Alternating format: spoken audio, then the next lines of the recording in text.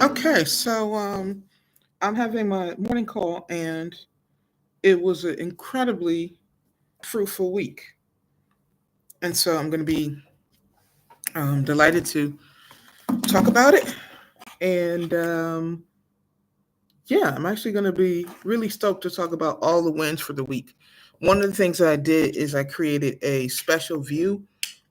So I have a particular Airtable base that I use to track like my goals for the year, and it may sound like super, I don't know, anal retentive, um, like super official etc, but it's actually super easy for me, and I just want to invite everybody to consider doing it. Like, it makes it so simple to make sure that every day I start my day with my agenda as opposed to somebody else's. So what most people do is that um, they jump on the internet and they start consuming other people's content, which is basically somebody else's agenda, right? And so what I do is I work diligently to start my day with one hat tip is making it a shortcut. So this is going to be the call of my last uh, call for today. Hello, hello, or rather, first, hello. Hi, Shola. Good morning. Happy Friday. Happy Friday and happy Valentine's Day. Yeah, it is Valentine's Day. Yeah, that's right. Yeah. Happy Valentine's Day. Yeah. How's today been? Yeah, it's going Are you good. having a good day? Yeah, it's going good. Have some stuff planned. Going to go out today. That's going to be fun around 3. And I started work early, so I'm super stoked. It's been an incredibly fruitful week, and I'm delighted to talk about it. First of all, I started today looking at my project management tool, and one thing that I added that I'm actually excited about is I added a tab for weekly wins. So the whole idea is that for Friday, I before we jump on a call, I've already spent time thinking about what the big wins were for the week, which I'll share with you. But in terms of what I committed to yesterday, of course, I got my reading done, and I did my outreach, and let's see, yeah. I did my focus mate session, and I completed the template, which actually was the most. It was the least important thing, but it required the most friction because I had to do all this stuff trying to find what button to click to edit some graphics, and it sat my energy, and it's just been incredibly self awareness building experience to do my friction audit. And it's no coincidence that the things I'm really good at and probably are the highest value take the least friction. And then the things that are like relatively low value, and when I say low value, I just mean there's a massive pool of, talent, HR talent that can take care of that. And that's the stuff that saps my energy. So it's just giving me increased incentive and motivation and inspiration to start delegating all that stuff out, because it's just like a lose. You heard a win-win. Well, this is lose-lose. Like lose-lose is like, it's like it loses because you're not good at it, so it's probably not the best um, quality, and it loses because it's not the highest value, right? And it's just making me realize how many entrepreneurs feel like they're working really hard, which they are, but they're just working hard on these lose lose activities as opposed to win win. So I just wanted to share that with you. Yeah. Yeah. Okay. Yeah. I think it's always about that of understanding what drives you, and trying to delegate that to focus on the stuff that can be more that is easier, more engaging, and more important as well. Yeah, for sure. Yeah. And so, what are the wins for this week? Oh my gosh. So I would say the major win is the okay, well, let's just talk about something that's like the really tangible and then the less tangible stuff, right? So the really tangible is the number of videos that were not just uploaded, that were published. Another win is that the content calendar at the end of today will be a month in advance, right? So into mid, so I've extended it another month, right? So into mid March, which is a massive win because even in the midst of my international travel schedule, I'll be able to keep my consistency. Number of views are up. Number of invoices submitted, got that done today. A behavior is that I consider to win. I continue to post to create content every day, which is a win. And then doing a kind of like, let's just say, morale building team meetup. I'm taking the creative team, the editing team out today, and that's going to be good. I just wanted to do that. The other thing is that I identified some hires that I want to do. Oh, I forgot I had another win. I completed a started the week with wanting to do the interview, and I completed the from last week the natural language interview, where I just basically give someone like as simple natural language command and then see if they can build out the workflow on that. So I completed the interview, the camcorder method, method. And then the biggest window I would say is honestly this friction audit.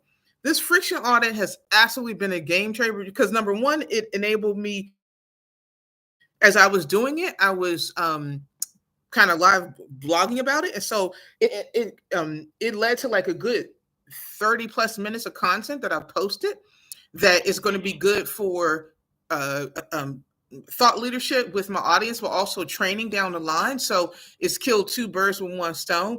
But the other thing is that it's also good for just my strategy. And so I'm ending the week with a list of like about, let's just call it 14, 15, like friction points. And the thing is that this serves as the like strategic true north of my hiring and my delegating, my automating, because the whole goal is that delegation and automation and deletion or simplicity should be directed toward removing all these friction points. The last thing I didn't write it out as a win, but it feels like a win, is that I now have this idea of like two sides of a coin, friction and flow. And the old me thought I needed to add all the stuff to get to flow. But the new mental the mental model for me now is that flow is our natural state. And in order and to get back to our natural state, we have to do subtraction to remove the things that are restricting the flow, right? And so like the old way was me trying to add all this stuff, and like if I add enough stuff, I'll get to flow. And the new me is low. No, I need to subtract some stuff. And that's basically what an audit is, you know. So I now have a list of all these things I need to subtract. And when I subtract enough stuff, I'll be in the natural state. It's just like your breathing is natural when you're born. And if you have trouble breathing, then it's something you have to remove from your throat. It's not like you got to add. It's not like you were born and you have to add something to be able to breathe freely. So I would say that in and of itself, not to get too philosophical, but this whole idea of like moving from a addition to a subtraction mindset, meaning we always think we got to add more to to get to where we want, but a lot of it is about subtraction. So we're looking at a good 12 to 13 really substantial wins for the week. And I just think even the whole idea of like Fridays, like not necessarily need to tell you every one of them, but just like documenting all the wins is really empowering. And I'm excited to see what next week is like. Yeah, do you have already an idea of what will be the main theme for next week? Yeah, so the good thing is that with this friction audit, it's like it's kind of removed a lot of what I have to work on, which is like this whole friction audit, like is what I need to start my day with, right? So the whole thing is that let's just say each friction point might take, some might take 1 week, some might take a whole month. But my whole point now is I have 14 things that when I work on, I know that it'll move the organization forward. So I'm just going to begin the week with just looking at these lists of friction points. And it's like the answer at any given point of what I should be working on should be publishing, like creating content, and distributing content and removing the friction, right? Because like that is like I'm guaranteed like all my numbers will be up if I just remove the friction. It's almost like this is kind of philosophical, but it's almost like the profits are there. I just have to remove, the money's in the universe, right? For us just to grab. We just have to remove um the frictions from it. So I actually feel really good. And I think energetically, like you can my energy levels are higher too. Like there's something about momentum that just gives Yeah. you more energy. Of course, yeah. Do you are you also like understanding some ways to preserve this momentum for the long run? Like, do you feel like right now things are balanced for you? Like in even in other aspects, you're resting well, you're good on an emotional state, and so on. Yeah, so a couple of things, right? So I love that earlier in the week we kind of used concept of momentum from physics to apply Yeah. it to business, and just using that same kind of analogy, right? So if a car has momentum, and imagine it's like I've gone from manually pushing the car up the hill to now like I put myself at the top of a hill and I've added a little gas. And it's like as long as I'm going in the right direction, which is downhill, which where there's natural momentum, the only thing that's going to stop the momentum, like the momentum is going to pick up. The only thing that's going to stop the momentum is friction. So to answer your question, like I'm in like this when they launch rockets and they're in space, like they stay there. Yeah. Like 80% of the energy of um, of having a rocket in space is lifting it off. Like once it's already in orbit, like the momentum kind of keeps it there. So to answer your question, the thing that I'm working on to keep me in momentum is to continue to remove the friction. Right, as long as I don't add back the friction, it's like I'm already in motion. You know, so that's the answer to my question. Like the way to keep myself in momentum is just to continue to not let friction get in the way. Okay. Yeah, good, good. I'm glad to hear, and I'm glad to hear that you are deepening your understanding of these dynamics of momentum and friction and flow and so on. Because I feel like from a better understanding, you can plan and reassess and see what's the best strategy for you to keep the content production as consistent as possible. Yeah, and I want to say, the thing I'll commit to today is I just have to get like 3 videos uploaded, and I found a tool that basically does natural language to diagram. Remember, Mm, I was supposed to map out my sales yeah. funnel, and I got the first or my my workflow processes, and I got the first leg of it done. But I want to map it out a little more. So now that I found this natural language or text to diagram AI tool, I want to play around with it. So those would be the two things that I commit to uh, Today. for the day. So one quick Okay. thing, I learned a really important concept, and then I'll let you go for the a day in the week. It's been great. Is there's this whole idea in when you're delegating? It's called the 1-3-1 a strategy. So the way it works is that you tell a staff member that don't bring you problems, bring you solutions, right? So if a staff member finds a problem, they should come back to you with 3 possible solutions and their recommendation for the first one. And I swear that happened to me today. I mean, this week. Like something happened with getting some content to somebody, and I told them effectively, like, you're coming to me, you're bringing me problems. You're asking me to solve something. Like that doesn't really help me. Like if you would have identified the problem, back to me and say, okay, I ran into this problem, but these are 3 potential solutions, and I think we should go with this one. Then it feels like you're adding value. But when people come to you and all they're asking you to do is solve simple problems, like that doesn't add to making your life easier. So I love this 1-3-1 solution, and I think is something that I'm going to be advising my clients to do as well. Which is when somebody comes to them with a problem, tell them, okay, we're going to run a 1-3-1 playbook, which is You go find 3 solutions, tell me your top one, and then I will decide on the final one. So with that, it's been a great week, and yeah, I hope you enjoy uh, your weekend. And thank you so much for the mental models with momentum.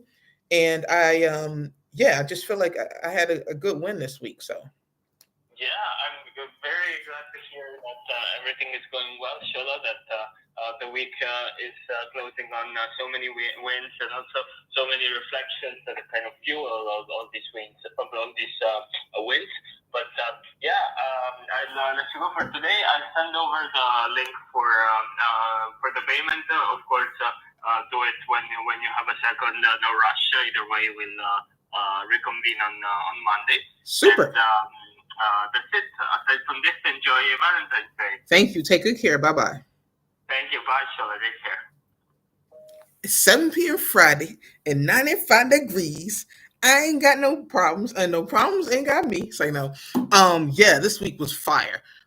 It was just incredible. Like I feel the momentum picking up, and I really am ecstatic about this idea that I had, which is to have my morning like strategy calls to record them, right? Because I'm documenting them, but also too, like that was a really powerful conversation.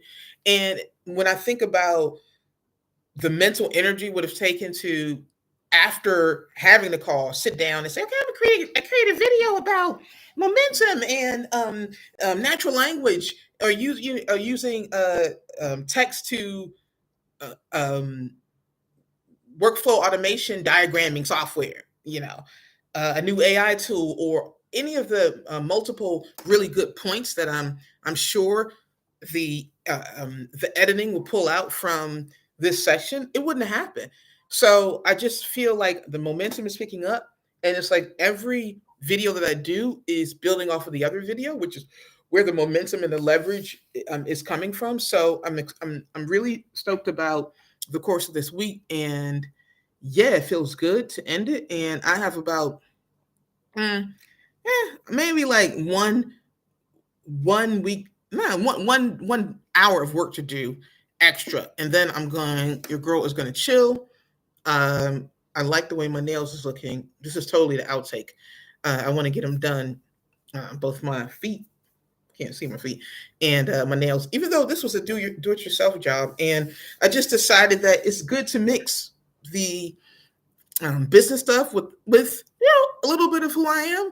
Get comfortable. I really the thing is that these are the videos that are going to inspire people when they see you on podcasts that generate millions of views or downloads a day, and they're like, "Wow, will I ever be me?"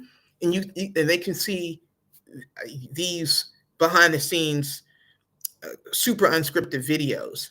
I always get inspiration looking at Gary Vee's videos from way back in the day, and Hermosi's videos from way back in the day, and his wife. I think both of them hit hard.